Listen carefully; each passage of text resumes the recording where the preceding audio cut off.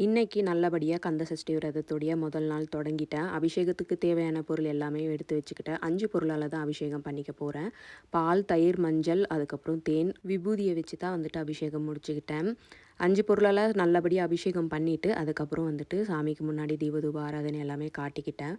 ஒவ்வொருத்தருக்கு ஒவ்வொரு விருப்பம் நிறைவேறணும் அப்படின்னு சொல்லிட்டு இந்த 48 நாள் விரதம் இருப்பாங்க.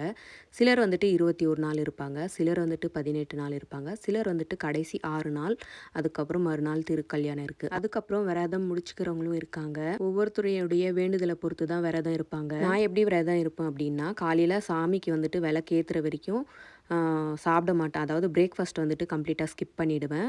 மதியம், நைட் மட்டும் எடுத்துப்பேன். 6 நாள் இருக்கு இல்லைங்களா? கடைசி 6 நாள், அதுக்கப்புறம் 1 நாள் திருக்கல்யாணம். அந்த 7 நாளுமே பார்த்தீங்கன்னா, பால், பழம் மட்டும் எடுத்துக்கிட்டு விரதம் இருப்பேன். மிச்ச நாட்கள்ல கம்ப்ளீட்டா வந்துட்டு பிரேக்ஃபாஸ்ட் வந்து ஸ்கிப் பண்ணிடுவேன். அந்த 7 நாள் தான் ரொம்ப முக்கியம். அதனால அந்த 7 நாளுமே பால், பழத்தோட தான் விரதம் இருந்து நான் வந்துட்டு முருகரை வந்து வேண்டிக்க போறேன். கமெண்ட்ல வந்துட்டு கேட்டிருக்கீங்க, எந்த மாரி வந்துட்டு விரதம் இருக்கலாம் அப்படின்னு சொல்லிட்டு. உங்களுடைய உடல்நிலையை பொறுத்து நீங்க இருக்கலாம்.